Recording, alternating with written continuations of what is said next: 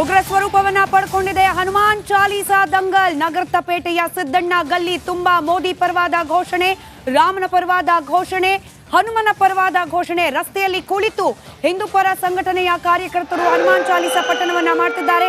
ಕೇಂದ್ರ ಸಚಿವೆ ಶೋಭಾ ಕರಂದ್ಲಾಜೆ ಸ್ಥಳಕ್ಕಾಗಮಿಸ್ತಾ ಇದ್ದಂತೆ ಘರ್ಷಣೆಯ ಸ್ವರೂಪವನ್ನ ಪಡ್ಕೊಳ್ತು ಪರಿಸ್ಥಿತಿ. ಆಗ ಕೇಂದ್ರ ಸಚಿವೆ ಶೋಭಾ ಕರಂದ್ಲಾಜೆ ಅವರನ್ನ ವಶಕ್ಕೆ ಪಡೆದಿದ್ದಾರೆ ಪೊಲೀಸರು. ದೃಶ್ಯದಲ್ಲಿ ಗಮನಿಸ್ತಾ ಇದ್ದೀರಿ, ನೇರ ಪ್ರಸಾರದ ದೃಶ್ಯಗಳು.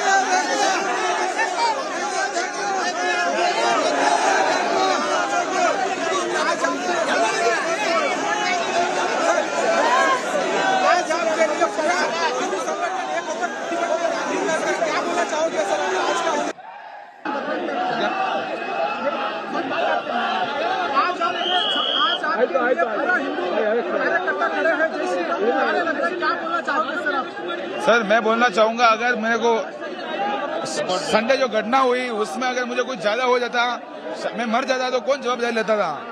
अभी ऐसा ಮಾಲೀಕ ಮುಖೇಶ್ ಮಾತಾಡ್ತಿದ್ದಾರೆ. ಆ ಭಾನುವಾರ ಆದ ಘಟನೆ, ಅವತ್ತೇನಾದ್ರೂ ನನಗೇನಾದ್ರೂ ಹೆಚ್ಚು ಕಮ್ಮಿ ಆಗಿದ್ದಿದ್ರೆ ಯಾರು ಬರ್ತಿದ್ರು ನನ್ನ ಪರವಾಗಿ? ಇಂಥ ಘಟನೆಗಳು ಇನ್ನು ಮುಂದೆ ಆಗಬಾರ್ದು. ಇಂಥ ಕಿಡಿಗೇಡಿಗಳಿಗೆ ಇಷ್ಟು ಧೈರ್ಯ ಬರೋ ರೀತಿಯಲ್ಲಿ ಇರಬಾರ್ದು ಪರಿಸ್ಥಿತಿ. ಕಾನೂನು ಸುವ್ಯವಸ್ಥೆ ಗಟ್ಟಿಯಾಗಿರಬೇಕು, ಅದರ ಭಯ ಕಿಡಿಗೇಡಿಗಳಿಗೆ ಇರಬೇಕು ಅನ್ನೋದು ಅಲ್ಲಿನ ಸ್ಥಳೀಯ ವ್ಯಾಪಾರಸ್ಥರ ಆಗ್ರಹ ಆಗಿದೆ. ಆದರೆ ನಾವು ಘಟನೆಯನ್ನ ಯಾವ್ಯಾವ ಸ್ವರೂಪವನ್ನು ಪಡ್ಕೊಳ್ತಿದೆ ಘಟನೆ ಅನ್ನೋದನ್ನ ಕೂಡ ಗಮನಿಸ್ತಾ ಇದ್ವಿ. ಮೊದಲಾಗಿ ಇದು ಹನುಮಾನ್ ಚಾಲೀಸಾ ವರ್ಸಸ್ ಆಜಾನ್ ಅನ್ನೋ ರೀತಿಯಲ್ಲಾಯಿತು. ಹಿಂದೂ ಪರ ಸಂಘಟನೆಯ ಕಾರ್ಯಕರ್ತರು ರಸ್ತೆಗಿಳಿದ್ರು, ಪ್ರತಿಭಟನೆ ಮಾಡಿದ್ರು. ಇದೀಗ ರಾಜಕೀಯ ಸ್ವರೂಪವನ್ನ ಕೂಡ ಪಡೆದುಕೊಂಡ್ಬಿಟ್ಟಿದೆ. ನಗರದ ಪೇಟೆಯಲ್ಲಿ ನಡೀತಾ ಇರುವ ಈ ಒಂದು ಪ್ರತಿಭಟನೆ ಇವತ್ತು ಬೆಳಗಿನಿಂದಲೇ ಸಾಕಷ್ಟು ಸಂಖ್ಯೆಯಲ್ಲಿ ಹಿಂದೂ ಪರ ಸಂಘಟನೆಗಳ ಕಾರ್ಯಕರ್ತರು ಸ್ಥಳದಲ್ಲಿ ಜಮಾವಣೆಗೊಂಡ್ರು. ಶ್ರೀರಾಮನ ಹಾಗೆ ಹನುಮನ ಪರವಾಗಿ ಘೋಷಣೆಗಳನ್ನ ಕೂಗ್ತಾ ಇದ್ರು. ಯಾವಾಗ ಬಿಜೆಪಿಯ ಕಾರ್ಯಕರ್ತರು ಸ್ಥಳಕ್ಕೆ ಆಗಮಿಸಿದ್ರು, ಇಡೀ ಪ್ರಕರಣ ರಾಜಕೀಯ ಸ್ವರೂಪವನ್ನ ಪಡೆದುಕೊಳ್ತು. ಮೋದಿ ಪರವಾದ ಘೋಷಣೆಗಳು ಕೂಡ ಕೂಗೋಕೆ ಪ್ರಾರಂಭವಾಗಿದೆ. ಈಗ ಐವರನ್ನ ಸದ್ಯಕ್ಕೆ ಘಟನೆಗೆ ಸಂಬಂಧಪಟ್ಟಂತೆ ಐವರನ್ನ ವಶಕ್ಕೆ ಪಡೆಯಲಾಗಿದೆ. ಇಲ್ಲಿ FIR ದಾಖಲಾದ ವಿಧಾನದ ಬಗ್ಗೆ ಕೂಡ ಒಂದಷ್ಟು ಆಕ್ಷೇಪಗಳು ಅಪಸ್ವರ ಕೇಳೋಕ್ ಸಿಕ್ಕಿದೆ. ಅಂಗಡಿ ಮಾಲೀಕ ಹಲ್ಲೆಗೊಳಗಾದ ಮುಖೇಶ್ ಹೇಳೋ ಪ್ರಕಾರ ಆತ ಹೇಳಿದ್ದು ಕೇವಲ ಇಬ್ಬರ ಹೆಸರು. ಆದರೆ ಪೊಲೀಸರು ಮುಖೇಶ್ ಹೇಳದ ಹೆಸರನ್ನ ಕೂಡ FIR ನಲ್ಲಿ ಸೇರಿಸಿದ್ದಾರೆ ಅನ್ನೋ ಆರೋಪ ಒಂದ್ ಕಡೆ. ಮತ್ತೊಂದು ಕಡೆ FIR ನಲ್ಲಾಗ್ಲಿ ಅಥವಾ ಸರ್ಕಾರದಿಂದ ಸಿಕ್ಕ ಪ್ರತಿಕ್ರಿಯೆಯಲ್ಲಾಗ್ಲಿ ಹನುಮಾನ್ ಚಾಲೀಸಾ ಅನ್ನೋ ವಿಚಾರವೇ ಇರಲಿಲ್ಲ.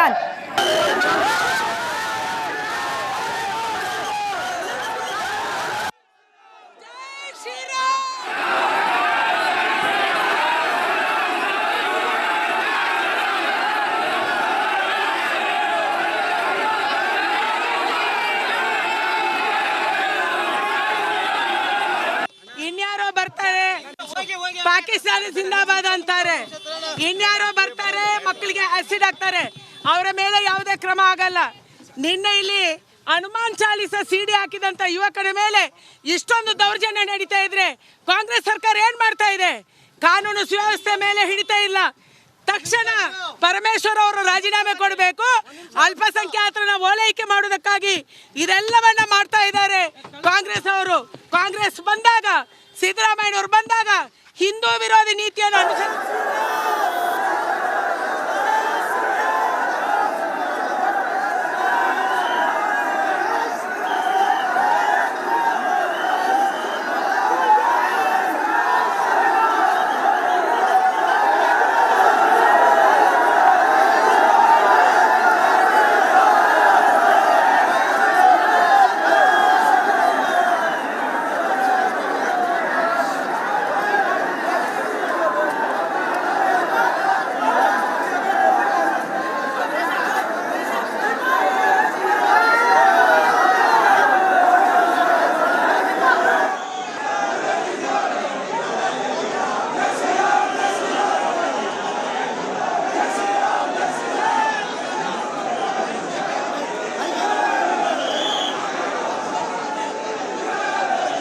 ಸಚಿವೆ ಶೋಭಾ ಕರಂದ್ಲಾಜೆ ಅವರ ಎಂಟ್ರಿ ಆಗ್ತಾ ಇದ್ದಂತೆ ಕಾರ್ಯಕರ್ತರ ಘೋಷಣೆ ಮುಗಿಲು ಮುಡ್ತು. ನಂತರ ಅವ್ರನ್ನ ವಶಕ್ಕೆ ಪಡೆದುಕೊಂಡ್ರು. ವಶಕ್ಕೆ ಪಡಿತಾ ಇದ್ದಂತೆ ಶೋಭಾ ಕರಂದ್ಲಾಜೆ ಅವರು ಹಳೆಯ ಪ್ರಕರಣಗಳನ್ನ ಕೂಡ ಇಲ್ಲಿ ಪ್ರಸ್ತಾಪ ಮಾಡಿದ್ರು. ಯಾರೋ ಬರ್ತಾರೆ, ಪಾಕಿಸ್ತಾನ ಪರ ಘೋಷಣೆ ಕೂಗ್ತಾರೆ, ಮಕ್ಕಳ ಮೇಲೆ ಆಸಿಡ್ ದಾಳಿ ಆಗುತ್ತೆ, ಇಂಥವರ ರಕ್ಷಣೆಗೆ ರಾಜ್ಯ ಸರ್ಕಾರ ನಿಂತ್ಕೊಂಡಿದೆ ಅನ್ನುವಂತ ಆಕ್ರೋಶವನ್ನು ವ್ಯಕ್ತಪಡಿಸಿದ್ದಾರೆ. ಹನುಮಾನ್ ಚಾಲಿಸ ಹಾಡು ಹಾಕಿದ್ದೆ ತಪ್ಪ? ಹಾಡು ಹಾಕಿದ್ದಕ್ಕೆ ಯಾರೋ ಬಂದು ಏಕಾಏಕಿ ಹಲ್ಲೆ ಮಾಡ್ತಾರೆ ಅಂದ್ರೆ ಕಾನೂನು ಸುವ್ಯವಸ್ಥೆಯ ಬಗ್ಗೆ ಒಂದಷ್ಟು ಪ್ರಶ್ನೆಗಳು ಎದ್ದೇಳುತ್ತೆ. ಎಷ್ಟರ ಮಟ್ಟಿಗೆ ರಾಜ್ಯ ಸರ್ಕಾರಕ್ಕೆ ಹಿಡಿತಾ ಇದೆ ಕಾನೂನು ಸುವ್ಯವಸ್ಥೆ ಬಗ್ಗೆ ಅನ್ನೋದನ್ನ ನೇರವಾಗಿ ಪ್ರಶ್ನೆ ಮಾಡ್ತಿದ್ದಾರೆ ಶೋಭಾ ಕರಂದ್ಲಾಜೆ ಅವರು. ಚುನಾವಣೆಯ ಹಿನ್ನೆಲೆಯಲ್ಲಿ ಸಹಜವಾಗಿ ಬಿಜೆಪಿ ನಾಯಕರು ಇದನ್ನ ಪ್ರಮುಖ ಅಸ್ತ್ರ ಮಾಡಿಕೊಂಡಿದ್ದಾರೆ. ಸ್ಥಳಕ್ಕೆ ಬಂದ್ರು, ದೊಡ್ಡ ಮಟ್ಟದಲ್ಲಿ ಕಾರ್ಯಕರ್ತರ ಜಮಾವಣೆ ಆಯ್ತು. ಎಷ್ಟು ದೊಡ್ಡ ಮಟ್ಟದಲ್ಲಿ ಹೈ ಡ್ರಾಮಾ ಆಗ್ತಾ ಇದೆ ಸ್ಥಳದಲ್ಲಿ ಅನ್ನೋದ್ರ ಕ್ಷಣದ ಮಾಹಿತಿಯನ್ನು ರಿಪಬ್ಲಿಕ್ ಅನ್ನ ನಿಮ್ಮ ಮುಂದೆ ಇಡ್ತಾ ಇದೆ. ನನ್ನ ಸಹೋದ್ಯೋಗಿ ನಾಗೇಂದ್ರ ಬಾಬು ಕೆಲವರನ್ನ ಮಾತನಾಡಿಸಿದಾಗ ಪೊಲೀಸರು ಯಾರ್ದೋ ಪ್ರಭಾವಕ್ಕೊಳಗಾಗಿದ್ದಾರೆ, ಯಾರ್ದೋ ಅಣತಿ ಅಂತ ಕೆಲಸ ಮಾಡ್ತಿದ್ದಾರೆ, ತಪ್ಪಿತಸ್ಥರನ್ನ ರಕ್ಷಣೆ ಮಾಡುವ ಕೆಲಸ ಪೊಲೀಸರಿಂದ ಆಗ್ತಾ ಇದೆ ಅನ್ನುವಂತ ಆಕ್ರೋಶ ವ್ಯಕ್ತವಾಗ್ತಾ ಇತ್ತು. ನೋಡಿ ಯಾವ ರೀತಿ ವಶಕ್ಕೆ ಪಡಿತಿದ್ದಾರೆ ಕಾರ್ಯಕರ್ತರನ್ನ ಅಂತ. ಶಾಸಕ ಸುರೇಶ್ ಕುಮಾರ್ ಅವ್ರನ್ನ ಎಳೆದಾಡ್ಬಿಟ್ರು ಪೊಲೀಸರು, ವಾಗ್ವಾದ ಆಯ್ತು. ಶೋಭಾ ಕರಂದ್ಲಾಜೆ ಅವರ ಆದಿಯಾಗಿ ಕೆಲವರನ್ನ ಆಲ್ರೆಡಿ ವಶಕ್ಕೆ ಪಡೆದುಕೊಂಡಿದ್ದಾರೆ ಪೊಲೀಸರು ಪರಿಸ್ಥಿತಿಯನ್ನ ತಿಳಿಗೊಳಿಸೋ ನಿಟ್ಟಿನಲ್ಲಿ. ಇದೇ ಈಗ ಬಿಜೆಪಿ ನಾಯಕರ ಆಕ್ರೋಶಕ್ಕೆ ಕಾರಣ ಆಗಿರುವಂತಹ ವಿಚಾರ. ತಪ್ಪಿತಸ್ಥರ ಪರವಾಗಿ ರಾಜ್ಯ ಸರ್ಕಾರ ನಿಂತ್ಕೊಂಡಿದೆ. ಯಾವುದೋ ಸಮುದಾಯದ ಓಲೈಕೆಯನ್ನ ಕಾಂಗ್ರೆಸ್ ಸರ್ಕಾರ ಮಾಡ್ತಾ ಇದೆ ಎನ್ನುವಂತಹ ವಿಚಾರವನ್ನ ಬಿಜೆಪಿ ನಾಯಕರು ಇಲ್ಲಿ ಪ್ರಸ್ತಾಪ ಮಾಡ್ತಿದ್ದಾರೆ. ಮತ್ತೆ ಹಿಂದುತ್ವದ ಕಾರ್ಡ್ ಪ್ಲೇ ಮಾಡೋದಕ್ಕೆ ಬಿಜೆಪಿ ನಾಯಕರು ಮುಂದಾಗಿದ್ದಾರೆ ಅನ್ನೋದು ಬಹಳ ಸ್ಪಷ್ಟವಾಗಿ ಹೇಳ್ತಾ ಇರೋದು. ಒಂದು ಸಮುದಾಯದ ಓಲೈಕೆಗೆ ಹಿಂದೂ ಕಾರ್ಯಕರ್ತರನ್ನ ಯಾಕ್ರಿ ಟಾರ್ಗೆಟ್ ಮಾಡ್ತೀರಾ ಅಂತ ನೇರವಾಗಿ ಪ್ರಶ್ನೆ ಮಾಡ್ತಿದ್ದಾರೆ ರಾಜ್ಯ ಸರ್ಕಾರಕ್ಕೆ.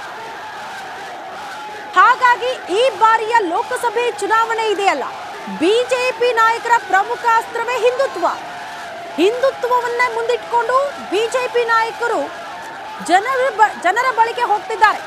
ಈ ನಿಟ್ಟಿನಲ್ಲೇ ಈಗ ಈ ಪ್ರಕರಣವು ಕೂಡ ರಾಜಕೀಯ ಸ್ವರೂಪ ಪಡೆದುಕೊಂಡಿದೆ. ಇದನ್ನೇ ಪ್ರಮುಖ ಅಸ್ತ್ರ ಮಾಡ್ಕೊಳ್ತಿದ್ದಾರೆ ಬಿಜೆಪಿ ನಾಯಕರು ಅನ್ನೋದು ಕೂಡ ಬಹಳ ಸ್ಪಷ್ಟ. ಅದಕ್ಕೆ ಪೂರಕ ಅನ್ನೋ ರೀತಿಯಲ್ಲಿ ಅಂಗಡಿ ಮಾಲೀಕ ಮುಖೇಶ್ ಅವರು ಕೊಡ್ತಾ ಇರುವಂತಹ ಹೇಳಿಕೆಗಳು ನೋಡಿ. ಇನ್ನು ಕೂಡ ಕ್ಷಣಕ್ಕೂ ಕಾರ್ಯಕರ್ತರ ಸಂಖ್ಯೆ ಹೆಚ್ಚಳ ಆಗ್ತಾ ಇರೋದು. ಚಿಕ್ಕ ಗಲ್ಲಿ ಆಗಿರೋದ್ರಿಂದ, ದೊಡ್ಡ ಮಟ್ಟದ ಕಾರ್ಯಕರ್ತರ ಜಮಾವಣೆ ಆಗಿರೋದ್ರಿಂದ ಗೊಂದಲದ ವಾತಾವರಣ. ಏನಾಗ್ತಾ ಇದೆ ಪರಿಸ್ಥಿತಿ ಅನ್ನೋದು ಕೂಡ ಗೊತ್ತಾಗ್ತಾ ಇಲ್ಲ. ಪೊಲೀಸರು ಹರಸಾಹಸ ಪಡ್ತಿದ್ದಾರೆ ಈ ಪರಿಸ್ಥಿತಿಯನ್ನು ಹತೋಟಿಗೆ ತರೋದಕ್ಕೆ, ತಿಳಿಗೊಳಿಸೋದಕ್ಕೆ. ಯಾವಾಗ ರಾಜಕೀಯ ನಾಯಕರು ಅಂದ್ರೆ ಬಿಜೆಪಿ ನಾಯಕರ ಎಂಟ್ರಿ ಆಯ್ತು, ಮತ್ತೊಂದು ರೀತಿಯ ಸ್ವರೂಪ ಪಡೆದುಕೊಂಡಿದೆ ಹನುಮಾನ್ ಚಾಲಿಸಾ ಹಾಡು ವಿವಾದ. ಈ ಹಿಂದೆ ಧ್ವಜ ದಂಗಲ್ ಎಷ್ಟು ದೊಡ್ಡ ಮಟ್ಟದ ಹೈಡ್ರಾಮಾಗೆ ಸಾಕ್ಷಿ ಆಯಿತು ಮಂಡ್ಯದ ಕೆರಗೋಡು ಅಂದ್ರೆ, ಅದೇ ಪರಿಸ್ಥಿತಿ ಇಲ್ಲೂ ಕೂಡ ಮರುಕಳಿಸ್ತಾ ಇದೆ ಅನ್ನೋದು ಕೂಡ ಬಹಳ ಸ್ಪಷ್ಟ ದೃಶ್ಯಗಳನ್ನ ನೋಡ್ತಾ ಹೋದ್ರೆ.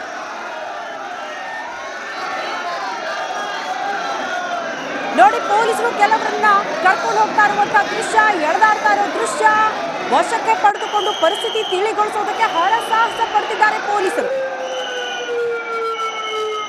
ಅಂಗಡಿ ಮಾಲೀಕ ಮುಖೇಶ್ ಹೇಳೋ ಪ್ರಕಾರ ಕೊಟ್ಟಿರೋದು 2 ಹೆಸರು, ಬಟ್ ಅದರಲ್ಲಿ ಉಲ್ಲೇಖ ಆಗಿರುವಂತಹ ಹೆಸರುಗಳ ಬಗ್ಗೆ ಡೌಟ್ ಇದೆ. ಯಾರೋ ಹಿಂದೂ ಹುಡುಗರ ಹೆಸರುಗಳೆಲ್ಲ ದೂರಿನಲ್ಲಿ ದಾಖಲಾಗಿದೆ, ಹೇಗೆ ಅನ್ನೋದನ್ನ ಪ್ರಶ್ನೆ ಮಾಡ್ತಿದ್ದಾರೆ. ಮತ್ತೊಂದು ಅಪ್ಡೇಟ್ ಲಭ್ಯವಾಗ್ತಾ ಇದೆ. ಹಲ್ಲೆಗೊಳಗಾಗಿದ್ದ ಮುಖೇಶ್ ಪೊಲೀಸರ ವಶದಲ್ಲಿ.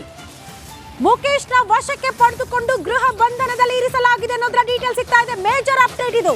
ಮುಖೇಶ್ ಅವರ ಬಂಧನ ಯಾಕೆ ಪ್ರಕರಣದಲ್ಲಿ ಅನ್ನೋದು ಪ್ರಶ್ನೆ ಆಗ್ತಾ ಇದೆ. ಮುಖೇಶ್ ನನ್ನ ವಶಕ್ಕೆ ಪಡೆದುಕೊಂಡಿದ್ದಾರೆ ಪೊಲೀಸರು, ಗೃಹ ಬಂಧನದಲ್ಲಿ ಇರಿಸಿದ್ದಾರೆ. ಇವತ್ತಾಗಿರುವಂತಹ ಬೆಳವಣಿಗೆಗಳು ಇಷ್ಟೇ. ಮುಖೇಶ್ ಮತ್ತು ಮುಖೇಶ್ ಅವರ ತಂದೆ ಸ್ಥಳಕ್ಕೆ ಬರ್ತಾ ಇದ್ದಂತೆ ಅವ್ರನ್ನ ವಶಕ್ಕೆ ಪಡೆದುಕೊಳ್ಳೋದಕ್ಕೆ ಪೊಲೀಸರು ಮುಂದಾದ್ರು. ಇದೇ ಕಾರಣಕ್ಕೆ ಆಕ್ರೋಶದ ಕಟ್ಟೆ ಒಡೆದು ಬಿಟ್ಟಿದೆ ಬಿಜೆಪಿ ಕಾರ್ಯಕರ್ತರದ್ದು. ಯಾಕ್ರಿ ಅವ್ರನ್ನ ವಶಕ್ಕೆ ಪಡಿತೀರಿ? ಅವ್ರನ್ನ ವಿಚಾರಣೆ ಮಾಡೋದಕ್ಕೆ ಬಂದ್ರು ಶಾಸಕರು, ಸಂಸದರು, ತಪ್ಪೇನಿದೆ? ಯಾರನ್ನ ರಕ್ಷಣೆ ಮಾಡೋದಕ್ಕೆ, ಯಾರನ್ನ ಓಲೈಕೆ ಮಾಡೋದಕ್ಕೆ ತಪ್ಪಿತಸ್ಥರಲ್ಲದವರನ್ನ ಯಾಕೆ ವಶಕ್ಕೆ ಪಡೆದುಕೊಳ್ತೀರಿ? ಮುಖೇಶ್ ಮೇಲೆ ಹಲ್ಲೆ ಆಗಿದೆ, ಅವರಿಗೆ ರಕ್ಷಣೆ ಕೊಡೋದನ್ನ ಬಿಟ್ಟು ಅವರನ್ನ ವಶಕ್ಕೆ ಪಡಿತೀರಿ ಅಂದ್ರೆ ಯಾವ ಸಂದೇಶವನ್ನ ಕೊಡ್ತಾ ಇದ್ದೀರಿ? ಈ ಮೂಲಕ ಕಾಂಗ್ರೆಸ್ ಸರ್ಕಾರಕ್ಕೆ ನೇರವಾಗಿ ಪ್ರಶ್ನೆ ಮಾಡ್ತಿದ್ದಾರೆ ಬಿಜೆಪಿ ನಾಯಕರು. ಮುಖೇಶ್ ಮತ್ತು ಮುಖೇಶ್ ಅವರ ತಂದೆಗೆ ಗೊತ್ತೇ ಇಲ್ಲ. ಪೊಲೀಸರು ವಶಕ್ಕೆ ಪಡಿತಾ ಇದ್ದಂತೆ ನನ್ನ ಸಹೋದ್ಯೋಗಿ ನಾಗೇಂದ್ರ ಬಾಬು ಅವರು ಹೋಗಿ ಮೈಕ್ ಹಿಡಿತಾರೆ. ಯಾಕೆ ಸರ್, ಎಲ್ಲಿ ಕರ್ಕೊಂಡು ಹೋಗ್ತಿದ್ದಾರೆ? ನಿಮ್ಮನ್ನ ಯಾಕೆ ಪೊಲೀಸರು ವಶಕ್ಕೆ ಪಡಿತಿದ್ದಾರೆ ಅಂದ್ರೆ, ಗೊತ್ತಿಲ್ಲ ಸರ್, ಎಲ್ಲಿ ಕರ್ಕೊಂಡು ಹೋಗ್ತಿದ್ದಾರೋ ನಮ್ಗೆ ಅದ್ರ ಬಗ್ಗೆ ಮಾಹಿತಿಯೇ ಇಲ್ಲ ಅಂದ್ರು. ಸ್ಪಾಟ್ ಅಲ್ಲಿ ನನ್ನ ಸಹೋದ್ಯೋಗಿ ನಾಗೇಂದ್ರ ಬಾಬು ಇದ್ದಾರೆ. ಕ್ಷಣದ ಮಾಹಿತಿಯನ್ನು ನಿಮ್ಮ ಮುಂದೆ ಇಡ್ತಾ ಇದ್ದಾರೆ. ವಾತಾವರಣ ನಿರ್ಮಾಣ ಆಗಿದೆ. ಅಂಗಡಿಗಳನ್ನ ಎಲ್ಲವನ್ನು ಕೂಡ ಮುಚ್ಚಿಸುವಂತ ಕೆಲಸಗಳಾಗ್ತಾ ಇದೆ. ಇಲ್ಲಿ ಪೊಲೀಸರು ಕೂಡ ಆಗಮಿಸಿದ್ದಾರೆ. ಎಸಿಪಿ, ಡಿಸಿಪಿಗಳು, ಹಿರಿಯ ಪೊಲೀಸ್ ಅಧಿಕಾರಿಗಳು ಎಲ್ಲರೂ ಕೂಡ ಆಗಮಿಸಿದ್ದಾರೆ. ಪ್ರಮುಖವಾಗಿ ಪೊಲೀಸರು ಎಲ್ಲರನ್ನ ಕೂಡ ಕಳಿಸುವಂತ ಕೆಲಸಗಳನ್ನ ನಿರಂತರವಾಗಿ ಮಾಡ್ತಾನೆ ಇದ್ದಾರೆ. ದೃಶ್ಯಗಳಲ್ಲಿ ಗಮನಿಸ್ತಾ ಇದೀವಿ. ಹೆಚ್ಚಿನ ಸಂಖ್ಯೆಯಲ್ಲಿ ಇಲ್ಲಿಂದ ಪೊಲೀಸರು ಎಷ್ಟೇ ಜನರನ್ನ ಕ್ಲಿಯರ್ ಮಾಡಿದ್ರು ಕೂಡ ಕ್ಷಣಕ್ಕೂ ಕೂಡ ಹೆಚ್ಚಿನ ಸಂಖ್ಯೆಯಲ್ಲಿ ಜನ ಜಮಾವಣೆಗೊಳ್ತಾ ಇದ್ದಾರೆ. ದೃಶ್ಯಗಳಲ್ಲಿ ಗಮನಿಸ್ತಾ ಇದೀವಿ. ಇಲ್ಲಿ ಯಾವ ರೀತಿಯಾಗಿ ಬಿಗುವಿನ ವಾತಾವರಣ ನಿರ್ಮಾಣ ಆಗಿದೆ ಅಂತೇಳಿ. ಒಂದು ಕಡೆ ಇಲ್ಲಿ ಇದು ಮುಖೇಶ್ ಅಂಗಡಿ, ಈ ಒಂದು ಅಂಗಡಿಯಲ್ಲಿ ಅದು ಮುಖೇಶ್ ಅವರನ್ನ ಒಳಗಡೆ ಕಳಿಸಿಕೊಡುವಂತ ಕೆಲಸವನ್ನ ಮಾಡಲಾಗಿದೆ ಅಂತ ಹೇಳಿ ಮಾಹಿತಿ ಲಭ್ಯವಾಗ್ತಾ ಇದೆ. ಮತ್ತೊಂದು ಕಡೆ ಇಲ್ಲಿ ದೃಶ್ಯಗಳು ಗಮನಿಸ್ತಾ ಇದೀವಿ. ಪ್ರತಿಯೊಬ್ಬರು ಕೂಡ ಹನುಮನ ಧ್ವಜವನ್ನು ಹಿಡಿದುಕೊಂಡು ಇಲ್ಲಿ ಘೋಷಣೆಗಳನ್ನ ಕೂಗುವಂತ ಕೆಲಸಕ್ಕೆ ಮುಂದಾಗ್ತಾ ಇದ್ದಾರೆ. ಕ್ಷಣಕ್ಕೂ ಕೂಡ ಈ ಭಾಗದಲ್ಲಿ ಸ್ಥಳ ಬಿಗುವಿನ ವಾತಾವರಣ ನಿರ್ಮಾಣ ಆಗ್ತಾ ಇದೆ. ಪೊಲೀಸರು ಎಲ್ಲರನ್ನ ಕೂಡ ಕಳುಹಿಸಿಕೊಡುವಂತ ಕೆಲಸಗಳು ಇಲ್ಲಿ ಆಗ್ತಾ ಇದೆ. ನಮಗೆ ನ್ಯಾಯ ಸಿಗೋವರೆಗೂ ಕೂಡ ನಾವು ಇಲ್ಲಿಂದ ಕದಲೋದಿಲ್ಲ ಅನ್ನುವ ಮಾತುಗಳನ್ನ ಹೇಳ್ತಾನೆ ಇದ್ದಾರೆ. ಪೊಲೀಸರು ಇಲ್ಲಿ ಎಲ್ಲರನ್ನು ಕೂಡ ಕಳುಹಿಸುವಂತ ಕೆಲಸಕ್ಕೆ ಮುಂದಾಗ್ತಿದ್ದಾರೆ. ದೃಶ್ಯಗಳನ್ನು ಗಮನಿಸ್ತಾ ಇದೀವಿ. ಸಿದ್ದಣ್ಣ ಗಲ್ಲಿಯಲ್ಲಿ ಹೇಳಬೇಕು ಅಂತಂದ್ರೆ ಪರಿಸ್ಥಿತಿ ಉದ್ವಿಗ್ನ ವಾತಾವರಣಕ್ಕೆ ತಿರುಗ್ತಾ ಇದೆ. ಒಂದು ಕಡೆ ಪೊಲೀಸರು ಸೈರನ್ ಹಾಕೊಂಡು ಎಷ್ಟೇ ಪ್ರಯತ್ನ ಪಟ್ಟರು ಕೂಡ ಸ್ಥಳೀಯರು ಸಮಾಧಾನವಾಗುವಂತ ಕೆಲಸಗಳು ಆಗ್ತಾ ಇಲ್ಲ. ದೃಶ್ಯಾವಳಿಯಲ್ಲಿ ಗಮನಿಸ್ತಾ ಇದೀವಿ ಯಾವ ರೀತಿಯಾದಂತ ಪರಿಸ್ಥಿತಿ ನಿರ್ಮಾಣ ಆಗಿದೆ ಅಂತೇಳಿ. ಪೊಲೀಸರು ಸೈರನ್ ಅನ್ನು ಹಾಕೊಂಡು ಇಲ್ಲಿಂದ ಮುಂದಕ್ಕೆ ಹೋಗುವಂತ ಕೆಲಸಕ್ಕೆ ಮುಂದಾಗ್ತಿದ್ದಾರೆ.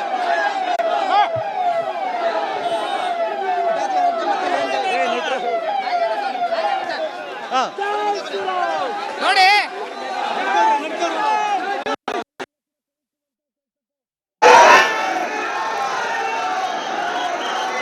ಮುಂದಾಗ್ತಿದ್ದಾರೆ. ಎಲ್ಲರನ್ನೂ ಕೂಡ ಹಿಂದಕ್ಕೆ ಕಳುಹಿಸುವಂತ ಕೆಲಸಕ್ಕೆ ಮುಂದಾಗ್ತಿದ್ದಾರೆ. ದೃಶ್ಯಾವಳಿಯಲ್ಲಿ ಗಮನಿಸ್ತಾ ಇದ್ದೀವಿ. ಮನವೊಲಿಸುವಂತ ಪ್ರಯತ್ನಗಳು ನಡೀತಾ ಇದೆ.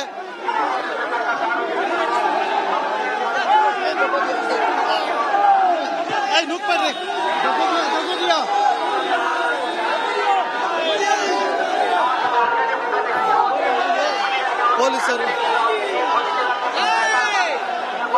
ಎಲ್ಲರನ್ನೂ ಕೂಡ ಕಳಿಸುವ ಕೆಲಸಕ್ಕೆ ಮುಂದಾಗ್ತಿದ್ದಾರೆ. ಎಲ್ಲರನ್ನೂ ಕೂಡ ಕಳಿಸುವಂತ ಕೆಲಸಕ್ಕೆ ಇಲ್ಲಿ ಪೊಲೀಸರು ಮುಂದಾಗ್ತಾ ಇರುವಂತ ಎಲ್ಲರನ್ನೂ ಕೂಡ ಈ ಜಾಗದಿಂದ ಹಿಂದಕ್ಕೆ ಕಳಿಸುವಂತ ಕೆಲಸಗಳು ಮುಂದಾಗ್ತಾ ಇದೆ. ಒಂದು ಕಡೆ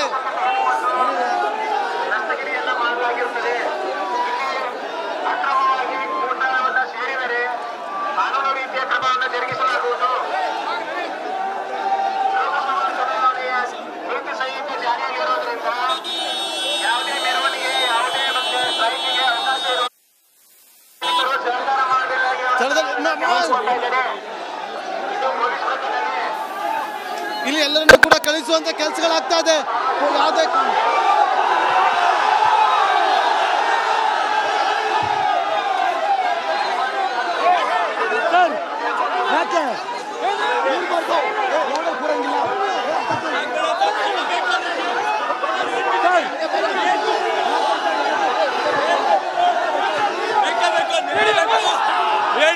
ಪೊಲೀಸ್ ಕಡೆಯಿಂದ ನೋಡಿ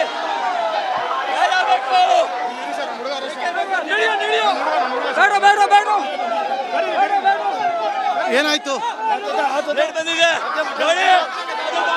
ಕೆಲಸ